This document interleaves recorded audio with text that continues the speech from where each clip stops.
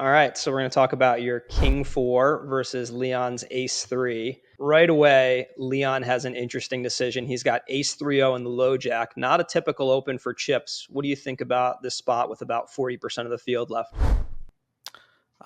Normally, when you're covering everyone, you can be a bit more wider. Obviously, this is very gangsta open, especially having me on a big blind. I don't think he really disrespects my game, but he might think I respect ICM too much and might overfold from the big blind. There was some tight guys behind him like Jonathan Jaffe and stuff. Not really. Yeah, I think it's fine open in certain setups. I don't think it was amazing in that moment, but he has his own ideas for sure. You open Ace 3-0, low jack. Not a standard open for you? What's going on there? I think the ace 3 off open is at least gonna mix in theory, because we were approaching the money, and usually when we have some risk premium added, then high cards become more dominant. I think it's a reasonable standardish open, maybe a tad bit too wide, but I don't mind extending my range. It's also this was the mystery bounty tournament, so it makes sense to push variance a little bit, go for a big stack. There's a lot of arguments, I think, that make this a reasonable and not too out of line open. I think it's fine open in certain setups. I don't think it was amazing in that moment, but he has his own ideas for sure. Huge surprise. I mean, he tanked. He was so desperate to get a VPIP in there, but he found his inner strength, and or maybe it was about the break being about to be on. So perhaps he just wanted to take a loo or something. Who knows? Mauricio peels twos in the small blind off 30. Pretty standard to you, or maybe folding because of the ICM? What are your thoughts? Given that I basically min raised, I think it's a reasonable call. We were not that close to the money. I think when we get a bit closer, then deuces would fold more often. Maybe here it already folds. I don't personally mind. Again, the argument also goes for him. Deuces is a pretty nice hand to push variance, because he's gonna usually have a very easy decision. Either is gonna flop a set and then you have huge implieds, or um, yeah, you just have a comfortable fold on most streets. Um, Normally in GPV, it's very standard call. In ICM, you should be aware of like you can make your decision based on opponent sitting behind you. If you think like your opponent is not squeezing enough or something, you can be wide enough defending small blind in this spot. If someone is pretty aggressive behind you, you should be careful. Got King 4-0, not a standard three-way call. What's playing into this decision for you? I think it's actually a pretty standard freeway call. I just think I was deciding between calling and squeezing.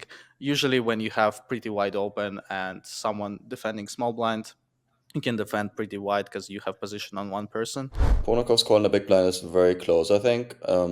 Usually you do benefit when the small blind VPIPs here, in the sense that you have one player that you're in position against. This usually, this effect also uh, goes down with increasing risk premium when you go towards the money bubble here. I would assume that his hand doesn't perform as well anymore. Um, but perhaps he thinks that he has an edge over Mauricio and maybe even against me. Ponakovs gonna squeeze these guys here? Considering free bet or call, I spent some time, but I think for the certain reasons, I think this spot can be over bluffed by Leon as a four bet, and it feels fine to just call and play post flop. Maybe there was some indicator of him thinking that this was very close, because he did indeed take his whole time bank before he, instead of just tossing in a chip, he verbally announced call. In game, I didn't read into too much, and I do think Aleksejs is very good at being highly aware of how he's being perceived at the table. But maybe this was a sign of him, actually thinking for the whole time and kind of going back and forth in his head about wanting to call or not. King Jack 5 on the flop, check, and Leon C bets. Pretty easy call. Any considerations for anything else after Mauricio folds? Um, in general, I think he will be maybe even over c betting this board. It's a board when he has kind of advantage, and it's way easier to play this hand by c betting. Even though in theory he should be kind of careful with big part of his range, like skipping a lot of hands that blocking medium pocket pairs, medium holdings like ace 7, ace 8 should be hands that don't want to see bet, but still he gonna see bet as a bluff like under pairs, like weak aces, some straight draws, gut shots, yeah, bunch of stuff. I think in general, the wider our range gets, so the later we are positioned when we play against both blinds on this kind of a board. We want to be more passive the wider our range gets. Obviously, the small blind plays a very condensed, kind of strong range that hits this board relatively well, even though he's going to have autofolds, no question about that. But yeah, we're going to be floated relatively often. So we need to be somewhat selective. I would rather see bet my hand compared to ace 7 offsuit or something because we have better backdoors. I also did have decent suits in the sense that I blocked 2 of the ace 6 backdoors, which is not super relevant, but might be some. Maybe makes it a bit higher frequency c bet, but in the end it's very close. You can go either way, and in game I would have sometimes checked as well. Everyone can construct strategy the way they want. Usually EV is not going to change much. You can construct by a lot of checking and using like only half pot or 66% in this spot, or you can construct range by using only small sizes and go wide for a c bet. Ponakovs. Check calling.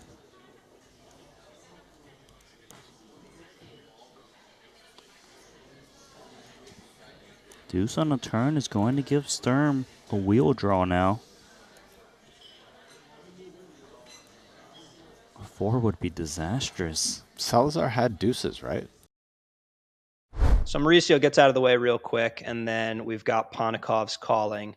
Turn is the deuce of hearts, and Aleksej checks to you. What are your thoughts about this situation on the turn?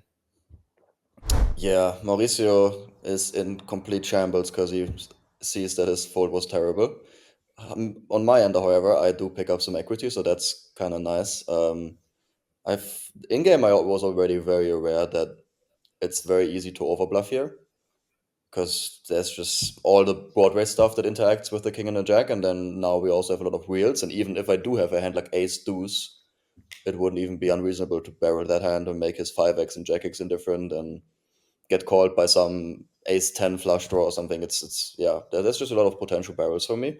I can also have ace 7, ace 8, ace 9. I mean, I did mention that those are not that nice to see bet in the first place, but if I have the ace of hearts with those hands, then reasonable barrel spot. 142. You check, Leon pots it. What are your thoughts at this point?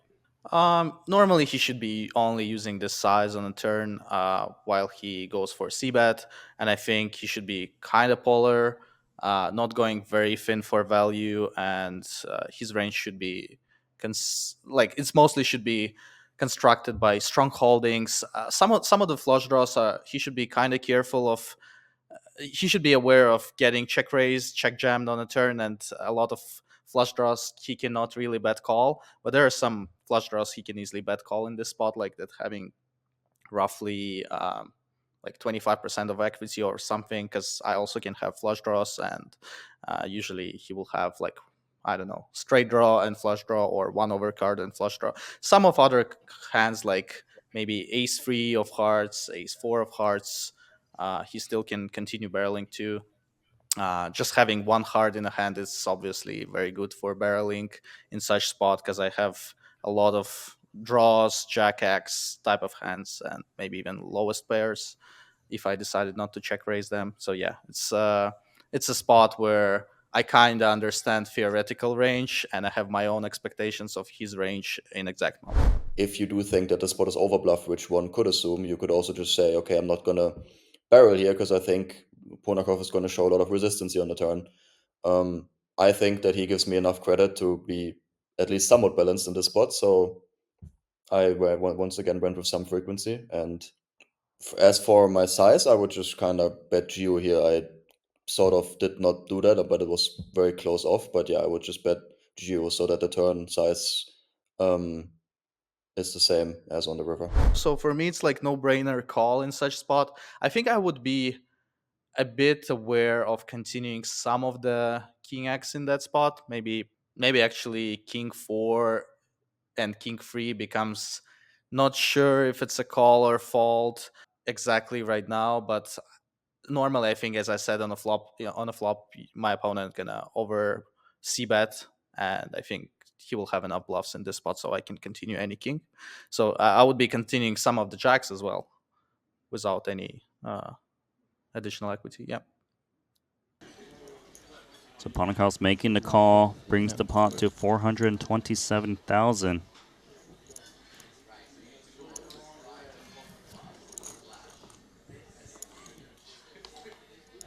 And the 4 gives Ponakovs 2 pair, and Leon Sturm makes the wheel. Yeah, wow. What a sick run out. What are your thoughts on Leon jamming the ace-3 no heart for value? Yeah, that's obviously standard play. I think he can easily go in this spot for sets for value, and I think if he not gonna construct different sizes on a river, he probably should be jamming top 2 as well. This is the bottom of the value. I don't think there is any merges in this spot by betting like king 10 with a 10 of hearts, trying to get fold of king queen and stuff. I don't think it exists in this spot. It's pretty big. It's late stage of the tournament already, so usually people are not finding any merges at that stage. Maybe they can find them like in GPV, but not in ICM stages. It's always a different process at arriving at a decision whether I'm in game or I can now look at it from an outside perspective. In game, I did think, okay, like I wasn't 100% confident that I was gonna shove that my hand is good enough to do so in game.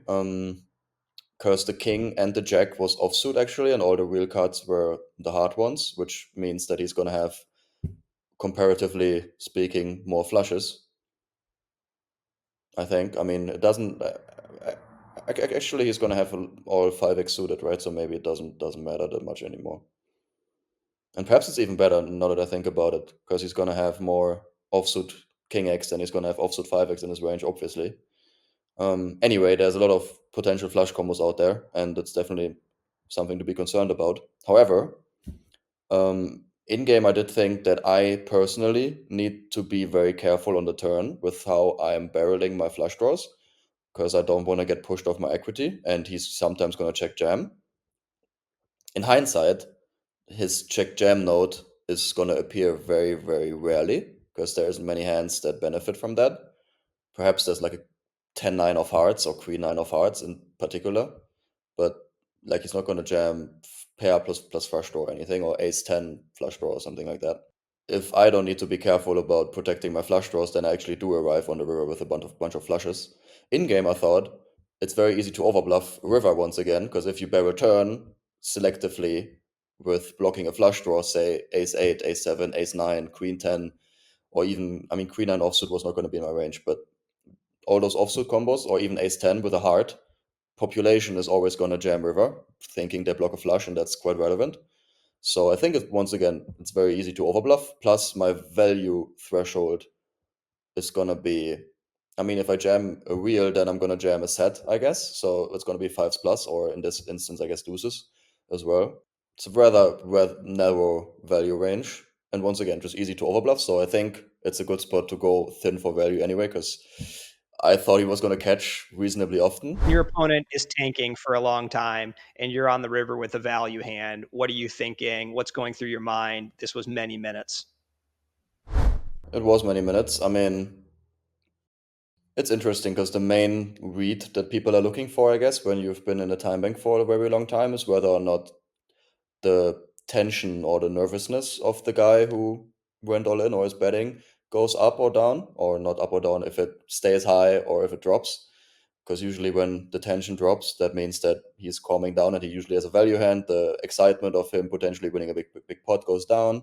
While if you're bluffing, then tension just remains high. So I guess So for me, it's usually I'm trying to use my time banks as efficient as possible, and let's say I drove my hand from pre-flop to the river already, expecting some kind of the ranges, where I can actually, the range is becoming way tighter on the river comparing to the flop or pre-flop, obviously, and I already have an understanding of amount of combos that he probably gets to the river that he's bluffing, and amount of the combos that he's value betting on the river. So now I just need to calculate the pot, the ratio, the how many combos I should be folding in theory. Do I want to deviate from theoretical? I don't know how to call it, like from the theory in general.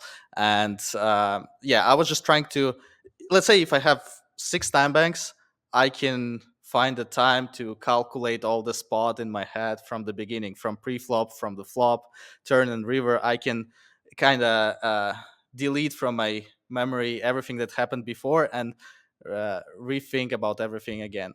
I think I had like 6 time banks or 5 time banks there, and I just decided to focus, to get rid of like all talks around the table, all get rid of all cameras, and I was just like focused on the board, focused on myself, and maybe I can find some live read as well.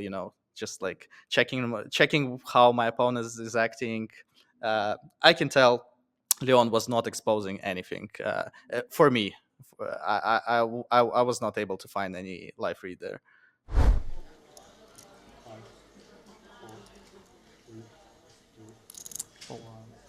Wow. Folds, nice laydown, Aleksej Ponakovs. Yeah, sick laydown, actually. I think his fold deserves a lot of credit in the first place, in the sense that most players, when they call turn with a 1 pair hand and they improve to a 2 pair, they would never think about folding. I mean, this is a very like baseline or like base level shit kind of, and we're playing at a high level, so almost anyone in this tournament is of the pros is capable of folding this hand. But still, it's mentally it's kind of hard when you improve to be like, okay, actually I did improve, but I only have a catcher here. He realizes that my value threshold probably is a set plus, perhaps king jack, who knows. But in the end, he does have a catcher, so is his hand really better than, say, king 9 with the 9 of hearts, king 10 with the 10 of hearts, something like that? It's probably profitable to it's way better EV to fold, but if I will start folding all of my hands like that, I might get crushed by people who are over bluffing. So I need to be very careful who is my opponent. And yeah, I think it's not easy fold for most of the players because they are scared to be overfolding. Like, I don't think people expecting me to significantly overfold in this spot, so I don't feel by folding something I'm unprotected. I think it's very reasonable for him to fold. Again, I said population is going to overbluff here. He might realize that I know that may be a thing. Maybe I underbluffed the spot. I mean, I don't quite know what he was thinking. Either way, if I'm balanced here, I don't think his combo needs to call necessarily. Plus, I mean, the argument I'm going to give is kind of goes both ways. Once again, the argument I was going to give is with the mystery bounty dynamic. Once you are in the money, you suddenly access a whole extra 50% of the prize pool, which most players that were busted before that are not going to access, so that makes a big difference. However, if he calls and wins the pot, he obviously has a huge stack, which is also very good for especially in mystery bounty tournaments. But yeah, it kind of goes both ways. He probably thinks he has some future edge as well on the field, and there's just a lot of factors that come into it. I played the hand, and after that I was thinking like, oh, was it a good fold or was it a bad fold based on actual result, based on his actual hand. And it was in my mind maybe for 2 minutes, and after that I just asked Leon directly like what he had, because we went on a break, and I think it was just before dinner break or maybe just before they ended. And obviously I will see it on stream. So yeah, he told me, but he didn't. I think he didn't told me right away that was ace-3 off, and I was just like, oh, this is when I saw that, my ego was like, he probably have some reasons opening on my big blind, and I was like, Not sure if it's a good reasons, but he definitely have something in his mind.